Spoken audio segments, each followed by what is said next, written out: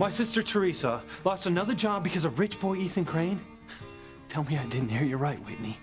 At least she quit the cannery job. She wasn't fired this time. Forget about it, Whitney.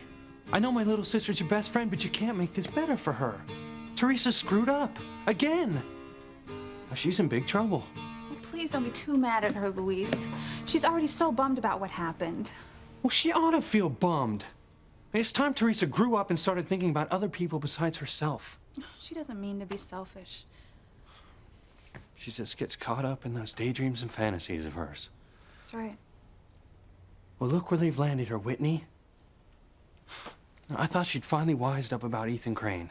And as usual, now I'm gonna come across like the bad guy. But Teresa needs a good dose of reality for her own sake. Or she's gonna get knocked down so hard that one of these days she's never gonna be able to get up. I mean it, Sheridan. This local girl picked the wrong guy to play her stalking game with. Do you have a lead on her name, Ethan? Doesn't matter. I know what she looks like. All I have to do is close my eyes and I can picture her face perfectly.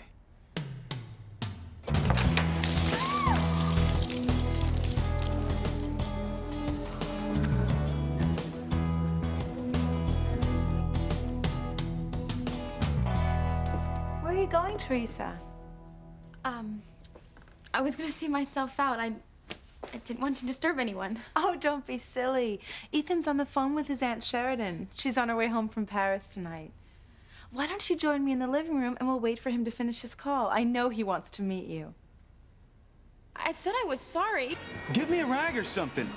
Get it yourself. Hey! Wait! I'm so sorry. Here, this will get all the dust Get her away from me. I know, it's all right. It's like water. No!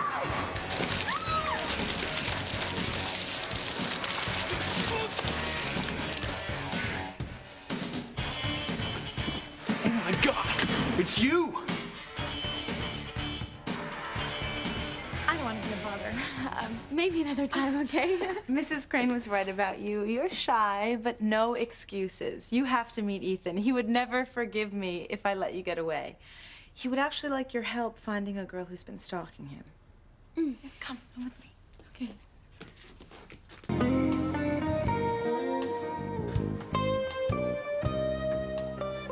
I think it's an omen of good things to come, Mom. What's that, Charity? You're feeling such a strong connection to your long-lost twin. I'm glad we're having something special to celebrate. Oh, well, you talked me into it. I am having the lobster Newburg. That was Grace's favorite. I'm gonna have the lobster Newburg. No, not you, Grace. Fine, tease me all you want, Sam. But lobster Newburg is my favorite, and I'm in the mood to have all of my favorite things tonight. And you shall have them all, as long as you promise to keep that beautiful smile on your face forever. I'll try, Sam. I wonder if lobster Newburg reminds me of some special moment in my past. You know, dinner I shared with my other family, maybe? Have another family. When I knew the first 20 years of my life, there's so many questions. And one day we'll find out all the answers.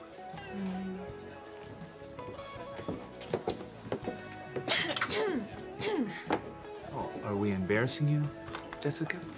Oh, no, Dad. I just love it when you and Mom are affectionate with each other in public. I was just wondering if you'd noticed how Kay's outfit looks different now than when she left the house. Well, the only thing I'm noticing is my youngest daughter is turning into a snitch and a troublemaker about her older sister. We did notice Kay's dress. We'll talk to her tonight when we get home. At the same time that we'll be finding out if there's anything else that you've done to her that we should know about. Chinese water torture would be too good for Jessica. I never believed you before, but your sister really is mean. Yeah, a mean mutant to set me up with Reese the geek when she knew I had my heart set on night with Miguel. This is the dirtiest trick she's ever pulled. One good thing, Mindy and Trevor left before they were sure who your date really was. That's something at least. They're the biggest gossips in the whole school. What about Miguel? He's still waiting for his mystery date to show up. Oh, no problem. I have a plan. Gee, that's so surprising. Okay, when the girl Miguel met at the carnival doesn't show up, which she won't because I never even talked to her, I'll act all hurt and upset for him. That works. Of course, I'll have to throw in a few zingers about what kind of a girl stands up a nice guy like Miguel, which will make the girl look like a bitch and me all sweet and adorable. I'll get basic points for being sympathetic, and then bonus points for being cool enough to set him up with her in the first place. Is that brilliant or what, Simone? All right, I'm impressed, but aren't you forgetting somebody? No. Who? Oh, please. You mean Reese Durkee? Harmony's Choice Turkey? I can get rid of him without even trying, which will leave just me and Miguel tonight the way it was supposed to be in the first place. You know, my grandma used to say to me, when life hands you lemons, make lemonade. I never really knew what she meant until now. Her hair is like white gold. I mean, it sparkles. And she's got the most amazing eyes. I mean, if you see her come in, please You tell know, me. I did see her. A girl that fits your description came in a little while ago. Oh, yes. Jimmy's gonna have a heart attack. You don't have a heart, remember? Oh! Oh no! They're both here. Do something, Tabitha, before those twin sisters get together and Timmy and Tabitha really die.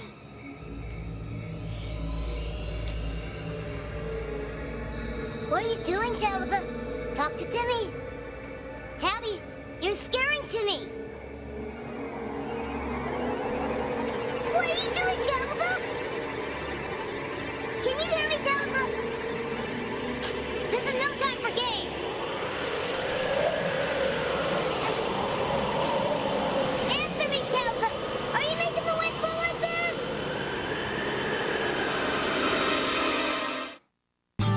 I would hold the hand of the one who could lead me places, and kiss the lips of the one who could sing so sweet.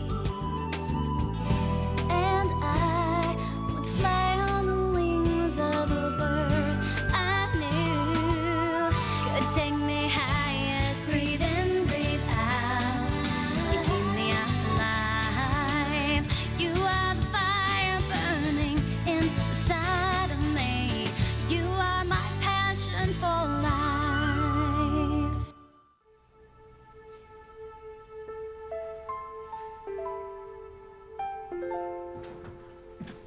Teresa's still not home, Whitney?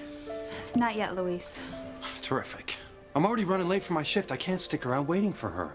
Why don't I just have her call you when she gets home? I got a better idea. Why don't you tell me where my sister is right now? That way I can stop by on my way to work and see her in person. I'd tell you where she was if I could, Luis. Ah, but you can't. That's right, I can't. But I'm sure she'll be home soon, though. At least I hope she will. So do I. Home seems to be the only place where Teresa's safe from herself. Thanks for letting me vent before. You know, I don't mean to take out all my frustrations about Teresa on you. It's okay, Luis. I'm not a monster, Whitney. If I'm tough on Teresa, it's because I love her. I worry about her like I worry about the rest of my family. If I dog her to get a job and then lose my temper when she can't keep one, it's because I hate having to see my family scramble, living from paycheck to paycheck. You don't have to explain. Well, sometimes I feel like I do. That nobody understands why I'm so uptight about Teresa spending half her life in the mall, shopping for things like clothing and jewelry, things she can never afford. I'd buy it all for her, Whitney, 10 times over if I could. But I can't. Every penny that comes into this house has to be accounted for. And she understands that, Luis. I mean, she knows how hard you work for her and your mother and the rest of the family. I wonder. She just forgets. But she is crazy about her big brother, the cop. I mean, you should hear the way she talks about you. She is so proud. Well, then why does she try so hard to make herself different from the rest of the family by mooning after Ethan Crane, hotshot heir to the richest family in town? I mean, doesn't she get it? The guy is way out of her league, and that's exactly where he wants to be. None of the Cranes want anything to do with people like us. And every time our family crosses their path, we end up getting burned. I don't understand. My father disappeared many years ago on his way to work at Crane Industries. I've always suspected that someone in the Crane family knew more than they admitted. Well, why? I don't have any proof. I just know it in here. You know, and then there's Mama. She works her fingers to the bone every day in the Crane mansion as their housekeeper. If you ask me, the Lopez Fitzgeralds have given enough of our blood, sweat, and tears to the Cranes for a life.